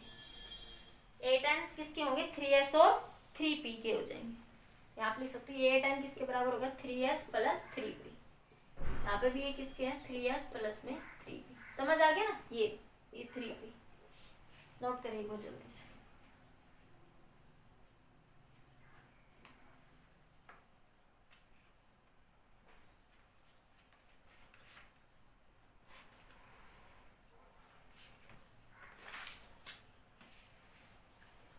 समझ आया कि आपके पास क्या है, कितने नंबर ऑफ एटम्स है बच्चों, और उसमें आपके पास ये सारी चीजें आ जाएंगी यहाँ से, ठीक है। तो एक सिंगल एटम में आउटर सेल में 4 इलेक्ट्रॉन है, तो क्रिस्टल में कितने एटम होंगे, n, तो n एटम के लिए 4n से मल्टीप्लाई। इसी तरह टोटल एनर्जी लेवल्स कितने बन सकते हैं यहाँ पे, 8, तो n क्रिस्टल के लिए कितने हो जाएंगे, 8n। इतनी बात समझ आई। अब देखो यहाँ से एनर्जी डायग्राम देखो, एनर्जी बैंड डायग्राम, ठीक है, एनर्जी बैंड डायग्राम, ये इंपॉर्टेंट है बच्चों। इतनी बात समझ आ गई, इतना सबको। अब बात धीरे धीरे समझ आएगा बच्चों, टॉपिक आपको पूरा, तो पूरा लेक्चर देखो जब बिल्कुल अच्छे से क्लियर हो जाएगा, फिर भी ना एक बार रिवाइज करके देखो। अब बात करते हैं बच्चों एनर्जी बैंड, ये एनर्जी लेवल इधर, ठीक है, और यहाँ बात करते हैं 1/r। r क्या, इंटर एटॉमिक स्पेसिंग, r क्या है, इंटर एटॉमिक स्पेसिंग, ठीक है, स्पेसिंग। अब देखिए बच्चों यहाँ से, अगर यहाँ पे मैं यहाँ पे कहूंगी ये रीजन है आपका आइसोलेटेड का, आइसोलेटेड, और ये रीजन यहाँ कहीं आ जाएगा आपका क्रिस्टल। क्यों कह रही हूँ, देखो कैसे, देखो यहाँ पे ये डिस्टेंस 1/r की वैल्यू कम होगी बच्चों, r की वैल्यू बहुत कम होगी, यहाँ पे r की वैल्यू 0 है, तो 1/r क्या हो जाएगा यहाँ पे, इनफाइनाइट। जैसे धीरे धीरे r बढ़ेगा, धीरे धीरे r बढ़ेगा, तो 1/r क्या हो जाएगा, कम होता जाएगा। धीरे धीरे r बढ़ेगा तो 1/r क्या होगा, कम होगा, और 1/r कम होगा तो एटम बहुत ज्यादा क्लोज आएंगे, बहुत ज्यादा क्लोज आएंगे तो उनमें इंटरेक्शन बढ़ेगा, और इंटरेक्शन बढ़ेगा तो क्या बनेगा, बैंड बनेगा। तो जब पहले तो दूर दूर है एटम्स, ठीक है। तो आइसोलेटेड स्टेट का मतलब क्या है बच्चों, ठीक है, आइसोलेटेड स्टेट का मतलब कि इंटर एटॉमिक स्पेसिंग बहुत ज्यादा है, इंटर एटॉमिक स्पेसिंग ज्यादा है, बहुत ज्यादा मतलब वहां पे इंटरेक्शन नहीं हो रहा, ठीक है। आइसोलेटेड स्टेट के अंदर क्या होगा, r ज्यादा है, मतलब कि इंटर एटॉमिक मतलब ये कहते हैं आउटर सेल ये थोड़ा दूर है, थोड़ा इंटरेक्शन अभी, ठीक है। तो धीरे धीरे वो पास में इंटरेक्शन बढ़ा, जितने इंटरेक्शन हो गए, जैसे इंटर एटॉमिक स्पेसिंग धीरे धीरे r धीरे धीरे बढ़ेगा तो 1/r कम होगा, तो वहां पे क्रिस्टल इंटरेक्शन बढ़ जाएगा, इंटरेक्शन बढ़ेगा तो वहां पे बैंड बनेगा। इतनी बात समझ आई यहाँ से। तो जब हम आइसोलेटेड की बात करें बच्चों, तो आपके पास सिर्फ हमें आउटर सेल की बात करनी है। क्या था, 1s2 2s2 2p6 3s2 3p2, यही थी ना बच्चों सिचुएशन। ठीक है, तो यहाँ पे क्या हो रहा था, यहाँ पे देखो 3s2, तो देखो एक 3s स्टेट है यहाँ पे आपके पास, एक स्टेट क्या है 3s की, और एक स्टेट है बच्चों आपके पास 3p की, दो स्टेट है। ठीक है, 3s में कितने स्टेट हो सकते हैं, 2n स्टेट, एनर्जी लेवल कितने हो सकते हैं 3 स्टेट में, 2, और इलेक्ट्रॉन भी कितने हैं 3s में, 2 ही है, 2n इलेक्ट्रॉन हो गए क्रिस्टल के लिए। इसी तरह इसमें कितने हो सकते हैं, 6n स्टेट हो सकते हैं, एनर्जी लेवल कितने हो सकते हैं 6, और क्रिस्टल के लिए 6n, इलेक्ट्रॉन कितने हैं p के अंदर 2, तो क्या लिखोगे 2n इलेक्ट्रॉन्स। ठीक है, क्या होता है बच्चों, जब तक वो आइसोलेटेड स्टेट में होते हैं, ये इनके बीच में इंटर एटॉमिक स्पेसिंग ज्यादा होती है, तो कोई इंटरेक्शन नहीं होता। धीरे धीरे ये बैंड बनेगा, यहाँ पे इनमें इंटरेक्शन हुआ तो ये यहाँ पे बैंड बना। ठीक है, ये आपको मैं बता दी कि आपको इंटरेक्शन होगा तो बैंड, एक इलेक्ट्रॉन एटम है तो बैंड तो बनेगा ही दोनों के लिए, बैंड बना। और बैंड बनने से क्या हुआ बच्चों, धीरे धीरे इनके बीच में जैसे जैसे ये इंटरेक्शन बढ़ा, इंटरेक्शन देखो, ये सब इंटरेक्शन बढ़ का मतलब समझो, जैसे ये आपके पास न्यूक्लियस ही इलेक्ट्रॉन है, ठीक है, ये आपके पास न्यूक्लियस ही इलेक्ट्रॉन है, तो धीरे धीरे इनमें इंटरेक्शन बढ़ा। ठीक है, इसके न्यूक्लियस का इसके इलेक्ट्रॉन के साथ इंटरेक्शन बढ़ेगा, तो इंटरेक्शन बढ़ेगा तो धीरे धीरे एक दूसरे के क्लोज आते चले जाएंगे, धीरे धीरे एक दूसरे के क्लोज आते चले जाएंगे, और यहाँ तक भी होता है कि दूसरे के डिफॉर्म हो जाते हैं इस तरीके से। ठीक है, तो ये धीरे धीरे क्लोज आए बच्चों। ठीक है, तो धीरे धीरे पहले दूर थे, तो धीरे धीरे जितना इंटरेक्शन बढ़ा, फोर्स बढ़ा एक दूसरे के बीच में, तो फोर्स बढ़ेगा तो क्लोज आएंगे। और एक टाइम पे क्या होता है, यहाँ से वो इंटरेक्शन बढ़ते बढ़ते, जैसे इंटर एटॉमिक स्पेसिंग जैसे जैसे कम होगी, उनके बीच की डिस्टेंस जैसे जैसे कम होगी, ये क्रिस्टल लेवल पे सबसे ज्यादा पॉसिबल है, क्रिस्टल में नंबर ऑफ एटम्स होंगे। ठीक है, तो जैसे जैसे इनकी इंटर एटॉमिक स्पेसिंग बढ़ेगी बच्चों, तो क्या होगा, धीरे धीरे ये इंटरेक्शन होता जाएगा, आता जाएगा, कुछ इस तरीके से क्या होता है आपके पास,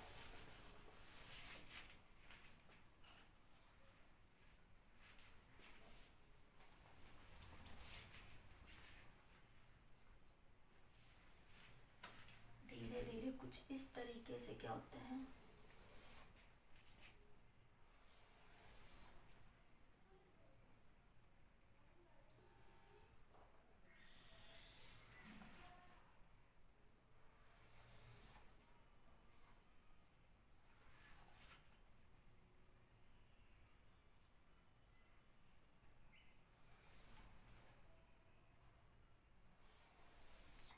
ये कुछ इस तरीके से इंटरेक्शन होता है बच्चों इनका ना, ये कुछ इस तरीके से इंटरेक्शन क्या हो जाता है, इसमें स्टार्ट हो जाता है। ठीक है, ये इंटरेक्शन क्या होगा बच्चों, यहाँ पे क्या होता है, इंटरेक्शन बढ़ा, इंटरेक्शन होते होते वो कुछ इस तरीके से हो गया, और क्या हो गया, ये एक ऐसा रीजन हुआ जहाँ पे सारे इलेक्ट्रॉन्स इंटरेक्ट होके मिल गए। अब ये जरूर नहीं एस के, अब मुझे यहाँ नहीं पता जो इंटरेक्ट हो गए ये एस सेल के इलेक्ट्रॉन है या पी सेल के इलेक्ट्रॉन, यहाँ पे ऐसा कुछ नहीं पता लगता। ठीक है, बस ये एक ऐसा रीजन आया जहाँ पे इलेक्ट्रॉन्स फिल थे, तो इस रीजन को बोलते हैं बच्चों कंडक्शन बैंड। क्या बोला, कंडक्शन बैंड। और इसके बीच में बच्चों ये यहाँ पे कोई इलेक्ट्रॉन नहीं था, यहाँ पे कोई इलेक्ट्रॉन नहीं था, इसे बोला, अब सॉरी इसको मैं उल्टा बोल गई, इसको बोलेंगे वैलेंस बैंड, जहाँ पे इलेक्ट्रॉन फिल थे, और जहाँ इलेक्ट्रॉन खाली था उस रीजन को बोला कंडक्शन बैंड, कंडक्शन बैंड। और यहाँ पे बच्चों एक ऐसा हुआ कि यहाँ एक गैप क्रिएट हो गया, इस गैप को बोलते हैं energy band gap, energy band gap. जैसे जैसे इंटरेक्शन बढ़ा इलेक्ट्रॉन्स का, और इंटरेक्शन के कारण ये आपस में मिल गए, 2s और 2p के एनर्जी स्टेट्स मिल गए, और मिलने से क्या हुआ, ऐसी सिचुएशन क्रिएट हुई कि एक साइड में सारे इलेक्ट्रॉन्स आ गए, ठीक है, और आपके पास एक साइड खाली रह गया, और बीच में थोड़ा गैप भी दिखाई दिया। ठीक है, इन बैंड गैप्स के बीच में, एनर्जी इंटरेक्शन के गैप में यहाँ पे बैंड दिखाई दिया, तो ये कहलाई, जहाँ पे खाली था उसको वैलेंस बैंड बोला, जहाँ पे इलेक्ट्रॉन्स दिख रहे थे, भरे थे, कुछ था, कुछ एनर्जी क्रिएट हो रही थी, उनको वैलेंस बैंड बोला, और गैप को क्या बोल दिया, एनर्जी बैंड गैप। नोट करिए इस पॉइंट को, फॉरबिडन एनर्जी गैप भी कह देते हैं, energy gap, forbidden energy gap, FEG। अभी थोड़ा सा लिखवाती हूँ इसको, फॉरबिडन एनर्जी गैप। ठीक है, ये सब इसमें होता है बच्चों। ये सिचुएशन अभी किस पे थी, एट 0 केल्विन, किस पे थी, एट 0 केल्विन। ये सिचुएशन किस पे क्रिएट हुई है आपकी, एट 0 केल्विन। मतलब रूम टेम्परेचर की बात कर रहे हैं। ये situation, sorry, 0 kelvin, room temperature नहीं, एट 0 केल्विन, रूम टेम्परेचर की नहीं बात कर रहा अभी, किसकी बात कर रहा है, ये सारा जो डायग्राम बनाया किस पे आपका, ये एट 0 केल्विन। ठीक है, नोट करिए। फिर मैं एक बार इसको शॉर्ट फॉर्म में बनाती हूँ जैसे हम यूज करेंगे, तो आपको समझाने के लिए था ये सारे सिचुएशन वहाँ क्रिएट बना लिया। एनर्जी बैंड का समझ आया कि स्टेट आउटर सेल में ही इंटरेक्शन होगा, और धीरे धीरे जैसे जैसे क्रिस्टल, देखो आइसोलेटेड स्टेट में तो अलग अलग है, आइसोलेटेड है जब तो, लेकिन जैसे क्रिस्टल फॉर्मेशन में जाएंगे, क्रिस्टल बना तो नंबर ऑफ एटम्स होंगे, तो उनमें आपस में धीरे धीरे इंटरेक्शन बढ़ेगा। इंटरेक्शन बढ़ेगा बच्चों, तो एक स्टेट ऐसी आएगी जहाँ पे इलेक्ट्रॉन सारे आ जाएंगे, और एक जगह ऐसी होगी जहाँ पे कोई इलेक्ट्रॉन्स नहीं होंगे। जहाँ इलेक्ट्रॉन्स नहीं होते उसे कंडक्शन बैंड होते बोलते हैं, और जो इलेक्ट्रॉन्स लाई करते हैं उसे बोलते हैं वैलेंस बैंड का। उनके बीच में गैप क्रिएट हुआ, उस गैप को बोलते हैं बच्चों एनर्जी गैप या फॉरबिडन एनर्जी गैप। ठीक है, अब बात करते हैं बच्चों, इसको थोड़ा अलग से बना लेते हैं। ये तो एक बेसिक डायग्राम था, ठीक है, तो शॉर्ट में आप जनरली सारे क्वेश्चन, बाकी एनर्जी बैंड डायग्राम बनाना है तो आप ऐसे ही बनाओगे जैसे मैंने बनाया अभी है। ठीक है,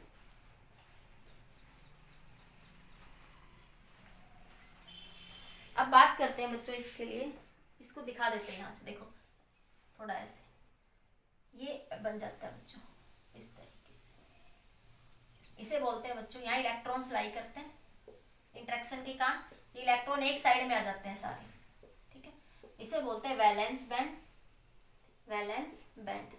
इसको शॉर्ट में बच्चों वी डॉट बी लिखूंगी मैं, है ना, बार बार वैलेंस बैंड ना लिख के मैं शॉर्ट में वी डॉट बी लिखती। इसे बोलते हैं बच्चों कंडक्शन बैंड, कंडक्शन बैंड। इसको शॉर्ट में सी डॉट बी लिख देंगे। सी डॉट बी का मतलब ये खाली है, और इनके बीच में जो गैप है ईजी, इसे बोलते हैं फॉरबिडन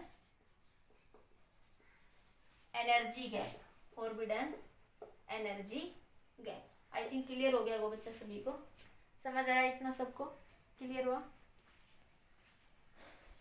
जल्दी नोट करिए बच्चों, नोट कर लिया बच्चों? नेक्स्ट देखिए, अब बात करते हैं, समझ आ गया नहीं? अब मैं लिख देती हूँ वैलेंस बैंड के कुछ पॉइंट्स और कुछ पॉइंट्स आपके कंडक्शन बैंड के और एनर्जी बैंड। ठीक है, तो एनर्जी बैंड का मतलब क्या है बच्चों? यहाँ पे सबसे पहले बात करते हैं एनर्जी बैंड। एक मिनट बच्चों, इसके अंदर देखिए क्या बात करते हैं एनर्जी बैंड की। एनर्जी बैंड क्या कहेंगे? Range of energy, range of energy possessed, range of energy possessed by the valence electron of the solid is called energy band, energy band। range of energy possessed, range of energy possessed, POSSED, possessed by the valence electron of the solid is called energy band। ठीक है, अब बात करते हैं बच्चों valence band और conduction band. Valence band, तो valence band में क्या कर देंगे? वैलेंस इलेक्ट्रॉन के द्वारा।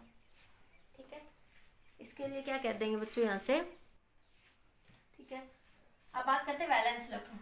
इसके अंदर बच्चों ये वैलेंस नहीं, ऐसे लिखना, energy, range of energy positive by the electron in the solid, solid लिखेंगे। ठीक है ना, electron, range of energy positive by the electron in the solid, ठीक है, इज कॉल्ड एनर्जी बैंड। अब बात करते हैं वैलेंस इलेक्ट्रॉन। इसके लिए लिखोगे range of energy, range of energy positive by the, valence के लिए वैलेंस इलेक्ट्रॉन लिखेंगे। वैलेंस सॉलिड के अंदर इलेक्ट्रॉन से होते हैं, उसमें वैलेंस ना लिख के सिर्फ इलेक्ट्रॉन से लिखेंगे। ठीक है, range of energy possessed by the valence electron, possessed by the valence electron of the crystal और सॉलिड। यहाँ पे सॉलिड की जगह आप क्रिस्टल भी लिख सकते हो बच्चों। ठीक है, The range of energy possessed by the valence electron of the crystal is called energy band. क्या कहोगे इसको? Energy band.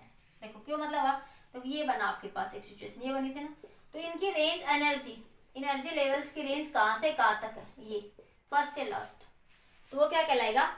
इलेक्ट्रॉन। जो वैलेंस बैंड में इलेक्ट्रॉन्स होते हैं, देखो ये वैलेंस में ये इलेक्ट्रॉन्स होते हैं, ये इलेक्ट्रॉन्स, देखो ये इलेक्ट्रॉन्स, तो इन इलेक्ट्रॉन्स की रेंज कहाँ से कहाँ तक है, इनकी एनर्जी का लेवल इस लेवल में, इस लेवल में, इस लेवल में, इस लेवल में, इस लेवल में, ठीक है। तो range of energy possessed by the valence electron, तो वैलेंस बैंड और जनरल इलेक्ट्रॉन्स के लिए वो सिंपल बैंड की डेफिनेशन थी कि बैंड क्या होता है, सिंपल बैंड की डेफिनेशन थी। और आपके पास वैलेंस इलेक्ट्रॉन के लिए, वैलेंस बैंड के लिए बात कर रहे हैं, तो range of energy possessed by the valence electron, कि इस इलेक्ट्रॉन की एनर्जी लेवल्स क्या क्या हो सकते हैं, ठीक है, इट्स कॉल्ड वैलेंस बैंड, ठीक है। अब लिख सकते हैं, नेक्स्ट पॉइंट लिखिए, it contain valence electron. Second point लिखिए, it contain valence electron,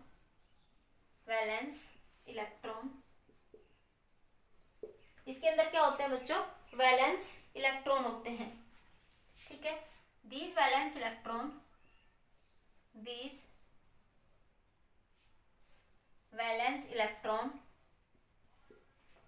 do not conduct electricity। Note करिए बच्चों, these valence electron do not conduct electricity because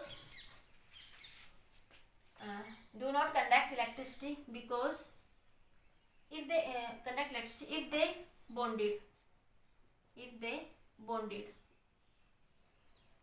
ठीक है। बाद में वो इलेक्ट्रिक फील्ड वगैरह एक्सटर्नली कुछ अप्लाई करते हैं, तब ये इलेक्ट्रिसिटी में कंडक्ट होते हैं, इनिशियली नहीं होता। At room temperature, at zero kelvin पे इनमें कोई इलेक्ट्रिसिटी जनरेट नहीं होगी, एट 0 केल्विन, ठीक है। बॉन्डेड होते हैं, ठीक है। वैलेंस इलेक्ट्रॉन में क्या होंगे? ये बॉन्डेड इलेक्ट्रॉन्स होते हैं, ये भी लिख सकते हो, they have bonded electrons. Fourth point लिख लो, हैव बॉन्डेड इलेक्ट्रॉन्स। नोट करिए पॉइंट जल्दी से,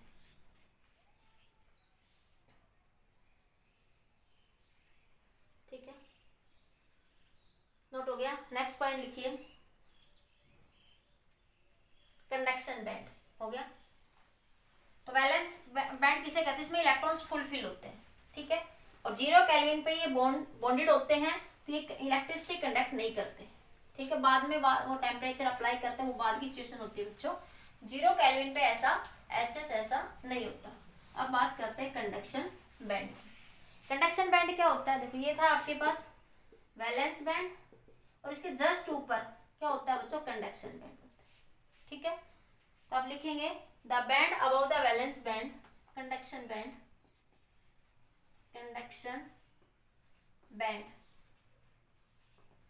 the band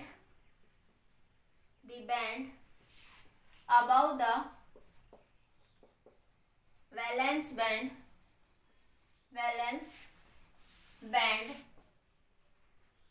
is called conduction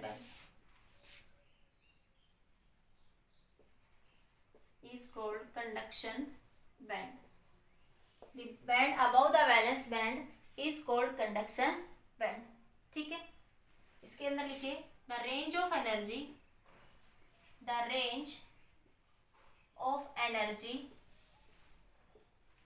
possessed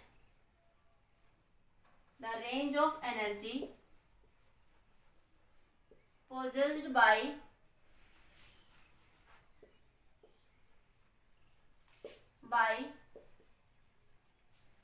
the range of energy possessed by free electron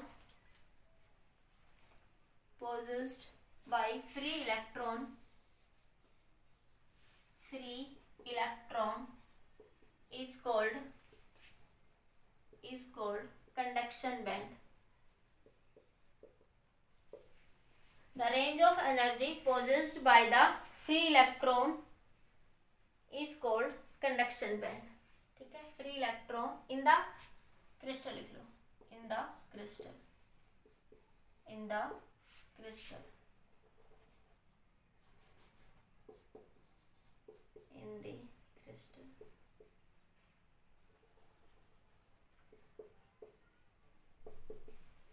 ठीक है, सेकेंड पॉइंट लिखिए,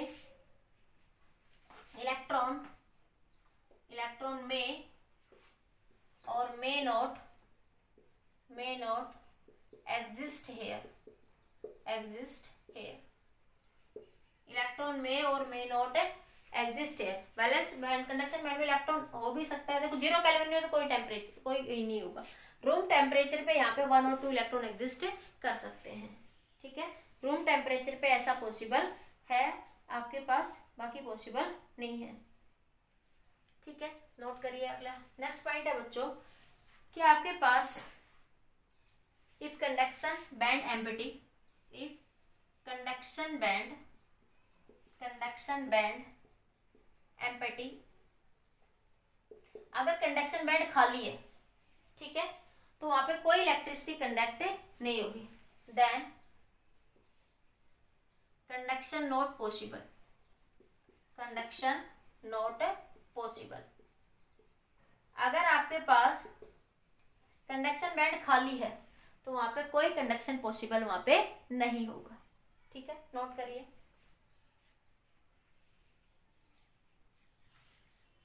हाँ, लेकिन अगर यहाँ पे बच्चों इलेक्ट्रॉन है, फ्री इलेक्ट्रॉन एग्जिस्ट करते हैं तो फिर कंडक्शन पॉसिबल है, ठीक है, नोट करिए बच्चों।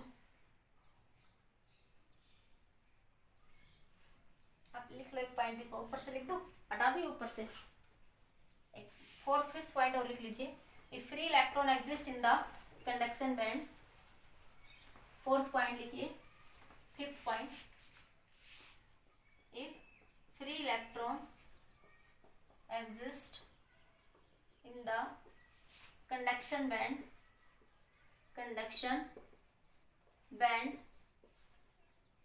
then conduction possible, then conduction possible, तो फिर कंडक्शन पॉसिबल होगा। ये धीरे धीरे समझ आ जाएगा, अभी 2-3 बातें याद रखो। अब तो बस ये वैलेंस बैंड कहलाता है कंडक्शन बैंड, वैलेंस बैंड खाली होता है, उसमें कोई इलेक्ट्रॉन नहीं होता, कंडक्शन बैंड में रूम टेम्परेचर 1 और 2 इलेक्ट्रॉन एग्जिस्ट कर सकते हैं, ठीक है। इसमें ये इलेक्ट्रॉन कंडक्शन में रोल प्ले नहीं करते, ये इलेक्ट्रॉन कंडक्शन में रोल प्ले करते, अभी समझ आएगा थोड़ी देर बाद, नोट करिए, कर लिया, जल्दी नोट करो, हो गया बच्चों। अब देखिए नेक्स्ट पॉइंट, बात करते हैं फॉरबिडन एनर्जी गैप, ठीक है, नेक्स्ट पॉइंट आपका फॉरबिडन एनर्जी गैप, ठीक है। आगे बात करते हैं बच्चों फॉरबिडन एनर्जी गैप। तो energy gap between the conduction band and valence band, ये क्या था बच्चों आपके पास, कंडक्शन बैंड, और ये क्या होता है, वैलेंस बैंड। तो इसका आउटर और इसका लोअर, देखो इसका आउटर ये वाला लेवल और इसका ये वाला लेवल, इन दोनों के बीच का गैप क्या कहलाता है, एनर्जी बैंड गैप। तो इसके लिए क्या लिख दिया, कंडक्शन बैंड का तो नीचे वाला मिनिमम, ठीक है, और वैलेंस बैंड का ऊपर वाला है तो मैक्सिमम। अब क्या लिखोगे यहाँ पे आपके पास, energy gap between, energy gap between valence band and conduction band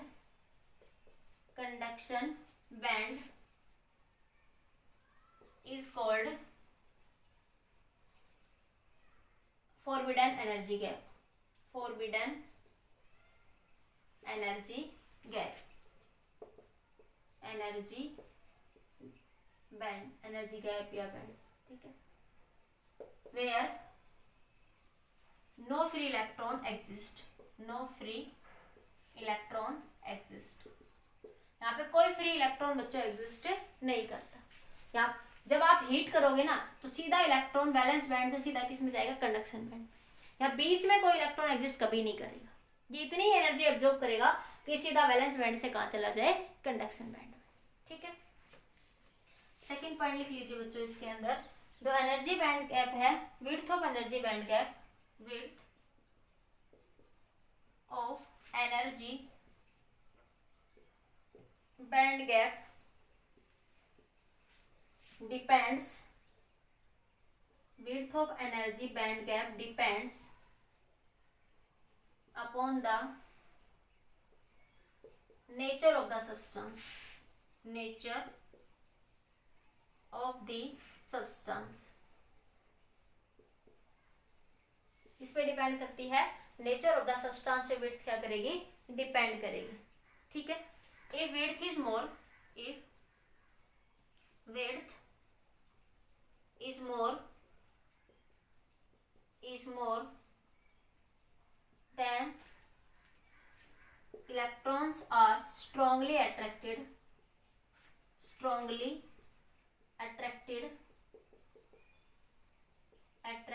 with the nucleus,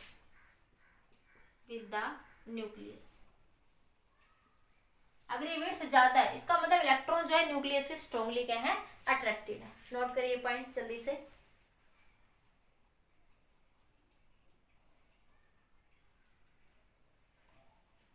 ठीक है, हो गया।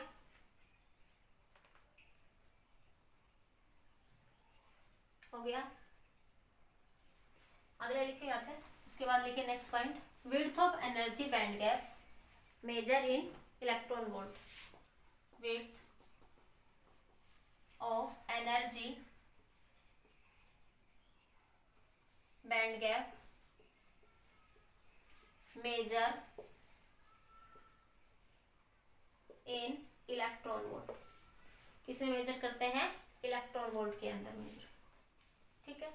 नेक्स्ट पॉइंट इसमें लिखिए बच्चों, as the temperature increases, as the temperature increases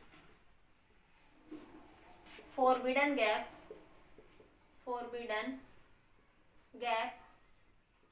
decreases very slightly,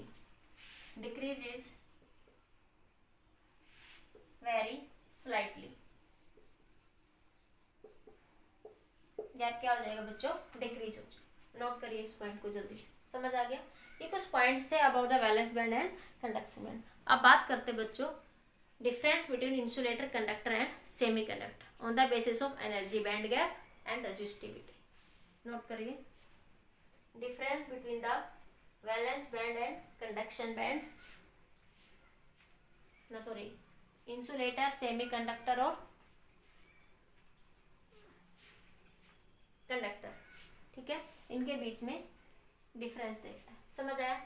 तो सिंपली क्या ध्यान रखोगे, ये वैलेंस बैंड, ये conduction band. Valence band fill होता है बच्चों, फिल्ड होता है हमेशा। कंडक्शन बैंड एम्प्टी होता है 0 केल्विन पे, ठीक है। रूम टेम्परेचर पे 1 या 2 इलेक्ट्रॉन्स आपके वैलेंस बैंड से कहाँ चले जाते हैं, ट्रांसफर उसमें कंडक्शन बैंड में। जैसे सिलिकॉन की बात करें ट्रांसफर 12 में, रूम टेम्परेचर सिलिकॉन के लिए बात करूँ, ट्रांसफर 12 एटम्स में आपके पास 1 इलेक्ट्रॉन क्या होता है, रूम टेम्परेचर पे वैलेंस बैंड से कहाँ चला जाता है, कंडक्शन बैंड में चला जाता है, ठीक है। और इनके बीच का जो गैप उसे बोलते हैं एनर्जी बैंड गैप। ये नेचर ऑफ द सब्सटेंस पे डिपेंड करता है, इसको इलेक्ट्रॉन वोल्ट में मेजर करते हैं। टेम्परेचर बढ़ाने पर थोड़ा सा ये बैंड गैप कम हो जाएगा, अभी समझाएंगे आगे धीरे धीरे, क्योंकि टेम्परेचर बढ़ाने से थोड़े इलेक्ट्रॉन्स ऊपर आ जाते हैं तो ये गैप थोड़ा कम हो जाता है, ठीक है। धीरे धीरे समझ आएगा, फिलहाल ये पॉइंट्स डायरेक्ट याद रखो, ठीक है। और इसके ये मिनिमम का मतलब इसका ऊपर वाला मैक्सिमम का, और इसका मिनिमम का मतलब इसका नीचे वाला, ठीक है, हो गया, नोट कर लिया। अब देखिए difference between the conductor, insulator and semi conductor on the basis of energy band gap and resistivity, ठीक है। ये तो आपको पता है, ये कंडक्टर, इंसुलेटर थोड़ा बेसिक तो पता ही है ना, इलेक्ट्रिसिटी को इजीली कंडक्ट कर सकते हैं, इजीली कंडक्ट नहीं कर पाते, ये सब चीजें बेसिक सी बातें आपको पता है। देखिए बच्चों, हम गैप की बात करें, difference between the conductor, semiconductor और इंसुलेटर। देखो कंडक्टर के केस में क्या होते हैं बच्चों, वैलेंस बैंड और कंडक्शन बैंड आपस में ओवरलैप कर जाते हैं। कंडक्टर के केस में इनमें कोई एनर्जी गैप नहीं होता। Conduction band and valence band overlap in case of conductor. Energy gap क्या होता है इस केस में बच्चों, 0, ठीक है। इलेक्ट्रॉन रैपिडली, थोड़ी सी, जस्ट थोड़ी सी एनर्जी के भी इलेक्ट्रॉन रैपिडली वैलेंस बैंड से कहाँ चले जाते हैं, कंडक्शन बैंड, और इलेक्ट्रिसिटी क्या कर देते हैं, इजिली कंडक्ट कर देते हैं। ठीक है, तो आपके पास कंडक्टर के केस में वैलेंस बैंड और कंडक्शन बैंड के बीच में कोई बैंड गैप नहीं होता, जैसे सिल्वर, मेटल, गोल्ड आपको पता ही है। ठीक है, सेमीकंडक्टर के केस में वैलेंस बैंड और कंडक्शन बैंड के बीच में एनर्जी बैंड गैप होता है, कितना, लेस देन 3 इलेक्ट्रॉन वोल्ट।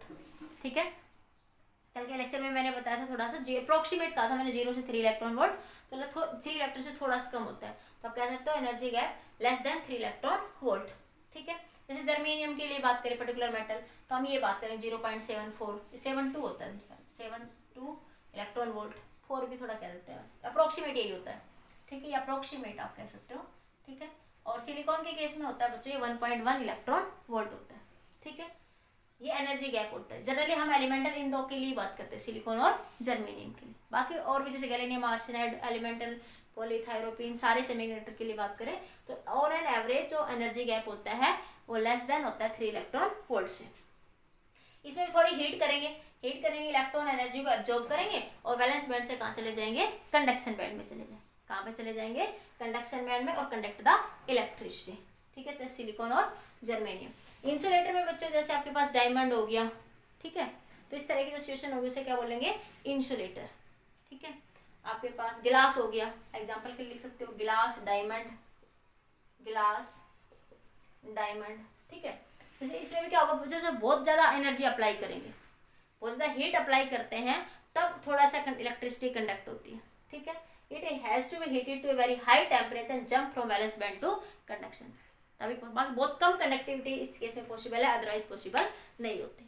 ठीक है बच्चों, सबसे इजीली इसमें होती है, थोड़ा देने पर आपके पास सेमीकंडक्टर में एक पॉजिटिव एडवांटेज ये है कि हम इलेक्ट्रॉन्स को कंट्रोल कर सकते हैं, करंट को कंट्रोल कर सकते हैं। ठीक है, जो कि मेटल में पॉसिबल नहीं होता तो है, पर वहां पे एनर्जी का लॉस बहुत ज्यादा होता है। ठीक है, नोट करिए इस पॉइंट को।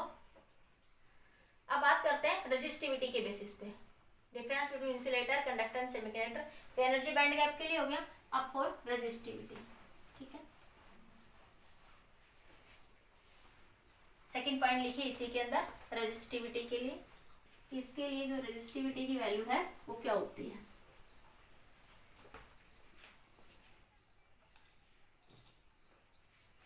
कंडक्टर के केस में जो रेजिस्टिविटी होती है बच्चों, रेजिस्टिविटी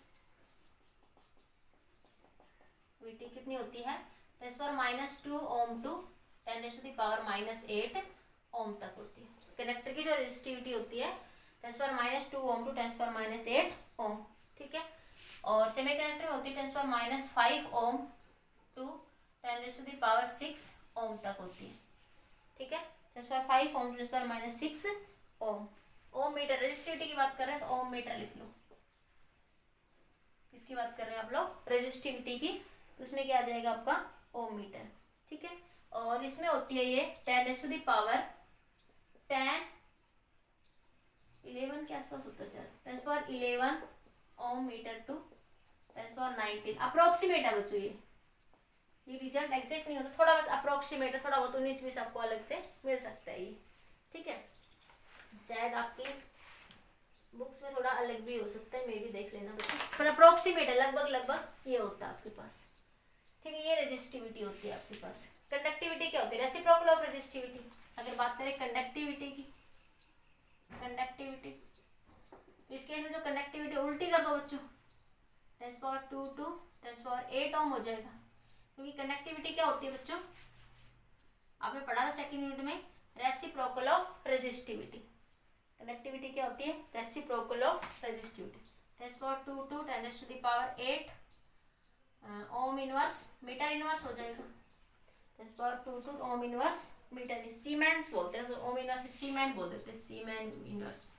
ठीक है, और एक हो जाएगा बच्चों ये 10⁻5 टू 10⁻6 इस केस में कंडक्टिविटी। ठीक है, ओम इनवर्स मीटर इनवर्स या सीमेन इनवर्स भी कह सकते हैं। ठीक है, और ये बन जाएगा 10⁻11 टू 10⁻19, उसका रिवर्स कर दो जस्ट। ठीक है, ohm inverse metre inverse, books में सीमेन इनवर्स भी लिखा मिल सकता है आपको, और रेसिप्रोकल उसको बोलते हैं ना, सीमेन इनवर्स, कोई दिक्कत नहीं है।